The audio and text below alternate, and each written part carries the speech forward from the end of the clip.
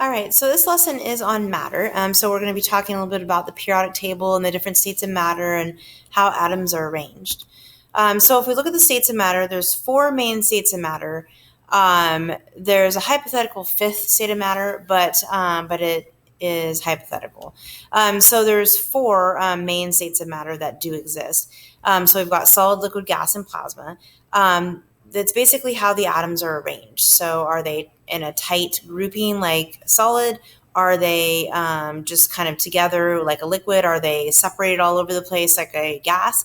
And then the only difference between plasma and gas is that plasma is charged.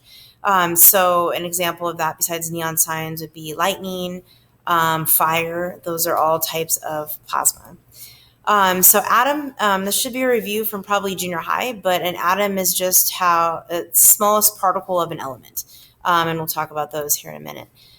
So matter, like we did in the looking at some of the labs that we've done, matter is anything that has mass and volume. So anything that has mass and takes up space pretty much is matter. And then an element is just the smallest substance that can't be broken down into something else. So examples of this would be hydrogen, carbon, oxygen. Anything that's listed on the periodic table is an element, and they're made up of atoms. So you can see in this bottom corner that we've got the atom structure. So we've got protons and neutrons in the nucleus, and then we have electrons on the outside surrounding that in what's known as the cloud. All right, so I mentioned those three particles. We've got the nucleus, which contains protons and neutrons. So something that's really important to remember is that protons have a positive charge. Neutrons have no charge, so they're neutral. And both of those exist in the nucleus, and those make up the majority of the mass of an atom, would be your protons and neutrons. And then surrounding that is the electrons. And electrons are found in what's known as shells or the electron cloud. And so you can see in here, we've got protons and neutrons in the nucleus, and then we've got electrons along the outside. Electrons are negative. So electrons have a negative charge, whereas protons are positive, neutrons are neutral. All right, so here is looking at the atom again. So you've got the nucleus in the center in the red, and then you've got the electron cloud surrounding it. And so the electron cloud, they call it a cloud because the views that we can see from it through specialized microscopes, we really can't discern like that. We can't tell the different shells. So we can just it's like a haze of electrons, but they're located in different levels of energy. And so that's what we refer to as the shells, are just energy levels.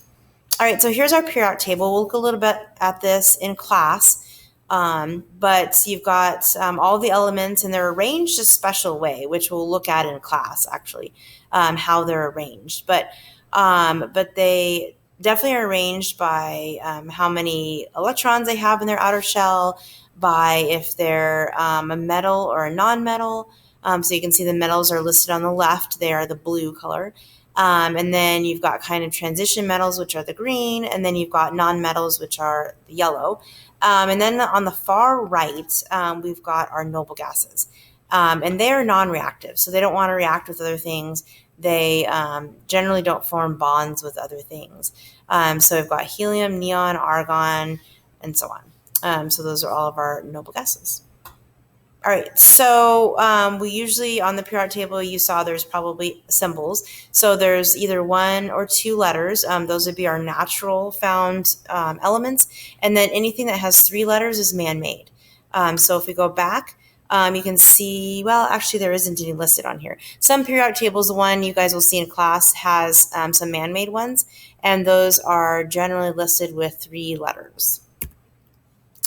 All right, so on the periodic table, you'll see them arranged by atomic number, and you'll also see them arranged by mass. And so we'll look at that here. So atomic number is the top number. So this is chlorine, for example. It has atomic number of 17, and then the atomic mass of 35.453. The reason it's not a whole number is because they factor in electrons, have a little bit of mass, and then this is also just the average for isotopes, which we'll talk about what those are in a moment.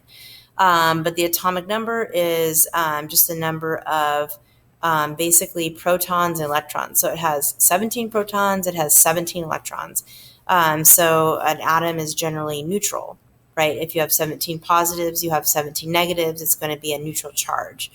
The neutrons can vary. So neutrons don't have to equal 17 because they're neutral charge. So there can be more or less neutrons. All right, so if they do have more or less neutrons than the other atoms, then they are called isotopes. And so isotopes are just the same element. So for example, we can have carbon 14, we can have carbon 12. That just refers to the number of neutrons that are in the atom. And so those are called isotopes. And sometimes when there are different numbers of isotopes, they can be really reactive. So they can explode or react with other things when they have different number of neutrons. And that's where we get our radioactive things like uranium, for example, has different levels of neutrons. It's very unstable. And so it tends to break down into lead eventually. All right, so what I mentioned, radioactive decay, is just that decay. So it decays down into a different element, and that usually gives off radiation. So the bigger the element, the more radiation it gives off. So for example, I mentioned carbon. Carbon-14 is a radioactive isotope of carbon that's found in our bodies, but it's normal, where our body's used to it. It's not hurting us or anything like that. Whereas uranium, which is a really large element, that is very radioactive, and it can cause damage to our cells, especially in large doses, like if we have a nuclear meltdown or a nuclear bomb or something along those lines. It is found naturally, though. If you go outside, uranium, not here, but uranium is found in mines. And at those levels, they're not concentrated, and so they're not like extremely devastating like they would be in a nuclear reaction. All right, so looking at the electron levels, I mentioned that in the shell there are different energy levels. And so we refer to those as shells. And so certain elements have different numbers of shells, and it has to do with where they are on the periodic table. It also has to do with how big the element is. So where those shells are located and how many electrons are in those shells determines how reactive that element is going to be. And so some are really reactive, some not so much. Like I mentioned, the noble gases. The noble gases don't react because they have full balanced outer shells, whereas all the other elements on the periodic table don't. And so all the other elements on the periodic table want to react with something else to have stable energy levels, whereas noble gases won't. All right, so if we look at these atoms that are listed, we've got hydrogen on the left, so that has a nucleus, the red in the center, and it has one electron. Then we look at oxygen, and it has 8 electrons. So it's got 6 out here in this outer shell, and then it's got 2 in the center. So that makes a total of 8 electrons, whereas hydrogen just has the 1. If we look at aluminum, aluminum has 2 in its inner shell. It has 8 in its middle shell, and then on the outer shell, my little picture, my outer shell has, or aluminum outer shell has 3. So if they only have one shell, they can have a maximum number of 2 electrons. So hydrogen is not satisfied. So hydrogen does not have 2, it wants to react. Oxygen has 6 in its outer shell. It does not have 8. So all the other shells, when it's the outer shell, have to have 8 electrons. So it has 6, it's reactive. Aluminum has 3 in its outer shell, so therefore it's reactive as well. It needs 8 to be satisfied. So anything that does not have 8 is going to want to react with something else, unless it's very small like hydrogen. Hydrogen can only have 2 because it has one shell. All of the noble gases, their outer shells have 8 in their outer shells, 8 electrons. All right, so those outer shell electrons that I was talking about are called valence electrons. So they're the outermost energy levels. They're the ones that react. So going back to the previous slide, the outer shell here would be reactive. This inner shell is not reactive. because it's not on the outside. So these are the valence electrons. And then same with aluminum, these two shells don't react. These are the valence electrons. So valence electrons are basically just the outer shell electrons, is what they're referred to. So argon here has 8 in its outer shell. So if we were to look at argon and count them, we can see that there's 8 in the outer shell. So it's satisfied. It's a noble gas. It doesn't want to react, and it doesn't react with other things, therefore making it a noble gas. All right, so ions are basically, when it loses or gains electrons, it forms a positive or negative charge. And when it has a positive or negative charge, it is called an ion.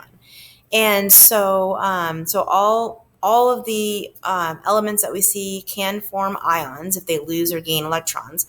Noble gases don't, because once again, they're not reactive.